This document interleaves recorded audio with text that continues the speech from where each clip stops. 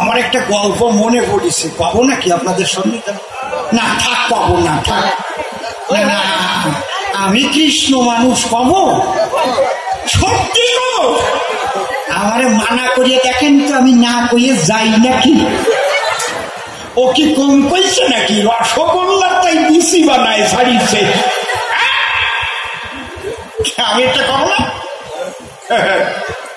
দেখবেন কিছু কিছু মানুষ আছে ভাই, তার মধ্যে সাধুত্ব কিছু নাই, একেবারে বড় বড় দাড়ি রাখবে, বড় বড় চুল রাখবে।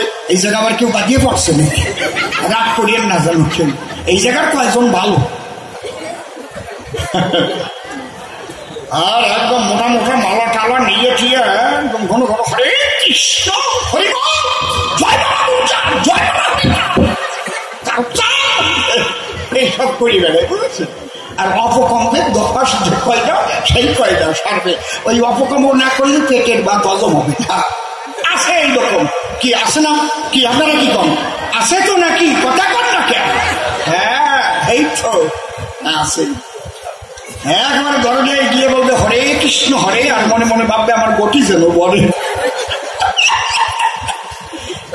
আমার না এসব বাজে কথা ভালো লাগে না, লজ্জা করে সত্যি ভাই। এখন কি আমার ওই বয়স আছে নাকি? কইতাও কি শোনার গরজ করে। বেশ সকালবেলা মনে মনে ভাবে কোন বাড়ি যাইয়ে একটু ভালো খাবার পাবে, 3 বার তো খাতি হবে। হঠাৎ চেয়ে দেখতে পায় একবারই এক বুড়ি বসা বারান্দায়, আর বুড়ির বেড়ায় কৃষ্ণের ক্যালেন্ডার, চৈতন্যের ক্যালেন্ডার, রামের ক্যালেন্ডার, সাধুগুরুদের ক্যালেন্ডার একদম ভরা দেখা যায় সাজানো। ওই বাড়ি ঢুকছে তাড়াতাড়ি, সামনে থেকে তুলসীর পিঁড়ি, কি কায়দা! উনি যখনই গিয়ে বলেছেন হরে কৃষ্ণ, ও বুড়িমা দেখার পরে ডাক দিয়ে বলে করজোড়ে এসেছেন আপনি বৈষ্ণব, ভরে ভরে আসুন উপবেশন করুন। এই যে আসন দিয়েছি হেথায়, দেখলো যাক ভালো বাড়ি আইছি। বসার পরে বুড়িমা একেবারে গলায় কাপড় নিয়ে ডাক দিয়ে বলে বৈষ্ণবের ধারে, বাবা সকালবেলা একটু প্রসাদ পাবা? ও ভাবতেছে না পাওয়ার জন্য আইছি নাকি। কয় মা তুমি কি দিবা? কয় সকালবেলায় একটা কাজ করি, বাসমতি চাইল আছে ঘরে, আর নতুন আলু, চন্দ্রমুখী আলু গতদিন দেখিয়ে বাজারে নিয়ে আসেছি, আর কষি কষি ভেন্ডি আছে, আর কয়টা সৈন্য বেগুন আছে, আর পুটে উচ্ছে আছে। পুটে উচ্ছে চেনেন? ছোট ছোট যেটা খাঁটি উচ্ছে, ওই হাইব্রিড মার্কা ওগুলো না, ওগুলো উচ্ছে না, ওদের কয় করলা। বুড়ি তো খুব সরলা, দেবে কেন করলা? পুটে উচ্ছে, চন্দ্রমুখী আলু, সৈন্য বেগুন, আর কয় একেবারে টোবা টোবা কয়টা কাঁচা লঙ্কা আছে সিদ্ধ দিয়ে, আর একটু গাওয়া ঘি আছে, এখন সুন্দর। ও খাওয়া লাগে না গাওয়া ঘি, এমন ঘির বইয়েমের মুখকে খুললি গন্ধে গন্ধে ভরিয়ে যায় বল। সেই ঘি তোমরা খাও নাই এখনো, বুঝলে? হ্যাঁ কায়দা আছে। সেই ছোটকালে যা ইলিশ মাছ খাইছি এখন তাই পাওয়া যায়, সেই গন্ধ আছে। এক পাড়ায় একটা ইলিশ আনলি সারা পাড়া বলে মানুষ গন্ধ খাইয়ে বাঁচত, ঠিক কি না? সত্যি এমন বাড়ি নিজের বউ রান্না করে, ইলিশ মাছ রান্না করে, তাও কোনো গন্ধ বেরোয় না। ওরে আমার ইলিশ, সত্যি কথা কইছি না? আগেকার সেই ঘি তার তুল্য আছে কি? ওরে সর্বনাশ, একটু খাইয়ে নিলাম। বৈষ্ণব মনে মনে ভাবে আজকে খাওয়া দাওয়াটা ভালোই হবে। ক্লাস বুড়ি যা করেছে ফেলাস। বুড়ি গিয়ে তখন রান্নাঘরে একটু ফেনা ফেনা করে রান্না করে, একেবারে শক্ত না একেবারে নরম না, বেশ সুন্দর দিয়ে ঠান্ডা হবার জন্য রাখছে। বুঝতে পারছেন? ইন দি মিন টাইম উনি বলছে, বুড়িমা তাহলে আমি একটু স্নানটা করে আহ্নিকটা করে নেই।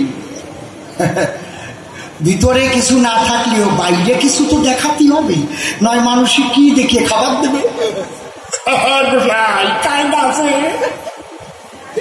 উনি যাই স্নানটা সেরে বসে বারান্দার পরে একটু ভঙ্গি ভাঙ্গা আরম্ভ করেছে, বারান্দায় বসে আহ্নিক টান্নিক করতেছে আর মাঝে মাঝে কাঁপিয়ে উঠতেছে। কৃষ্ণ রে, বুড়ি মনে মনে চিন্তা করে, চৈত্র মাসে স্নান করে বসে বারান্দার পরে কাঁপে কিসের তরে, শীতকাল বলি না হয় কাপটা বাসি করে নাকি, কি করে? বুড়ি তখন ডাক দিয়ে কয়, বৈষ্ণব বাবা কি একটা কথা জবাব দেবা কি, এইভাবে কাপ উঠিছে কেন তোমার গা? কয় মারে বুঝতে পারলে না, চিনতে পারলে না, তোমার মনে কেনা আইছিল কি? আরে মা, বৃন্দাবনে রাধা কৃষ্ণের হতেছে মিলন, তোমার ঘরে বসে সেই দৃশ্য করে দর্শন, তাইতে আমার হইতেছে অঙ্গ শিহরণ। বুড়ি কয় কয় কি? হ্যাঁ এইরকম বৈষ্ণব নাকি আমার ঘরে বসে বৃন্দাবন দেখতেছে, একটু পরীক্ষা না করে তো ছাড়বো না। বুড়ি ওই যে ফেনা ফেনা যে সুন্দর রান্না করেছিল, বুড়ি ঘরে গেল, বুড়ির একটা গাই ছিল, গাই গাই কেবল নেতাইছে, একেবারে গোবরা গোবর, ওর কিছু তো আইনিয়া ঠিক মতো সুন্দর করে বাদ সরাইয়ে বাতের তলায় মরিয়ে দিয়ে বাদ সার্জারি করে দিয়েছে, একদম বোঝার কায়দা নাই যে তলে গোবর দিয়েছে, দিয়ে গলায় কাপড়ে নিয়ে পাজাল প্রদীপ জ্বালাইয়া বৈষ্ণব মহারাজের কাছে গিয়ে সেবা দিয়েছে। সেবা করুন, সেবা করুন, কি আছে আমার সেবা দিতে, বলুন এই জগতে জোর হাতে করে নিবেদন। বৈষ্ণব কয় না, অনেক কিছুর করেছ আয়োজন, ওই দেখার পরে আরো ঘির গন্ধ আর ভেন্ডি সিদ্ধ, তার একটা গন্ধ, কি আনন্দ, চোখ বন্ধ করে ঘাপান আরম্ভ করেছে।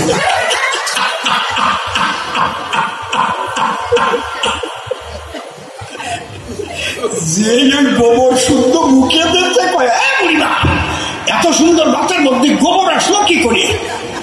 বুড়ি খপাত করে দাড়ি ধরে ফেলেছে, কয় ও সাধু বাবা একটা কথা জবাব দেবা, তুমি আমার ঘরে বসে বৃন্দাবনের রাধা কৃষ্ণের মিলন দেখতে পারো, তার বাতের তলায় গোবর দেখতে পারো না?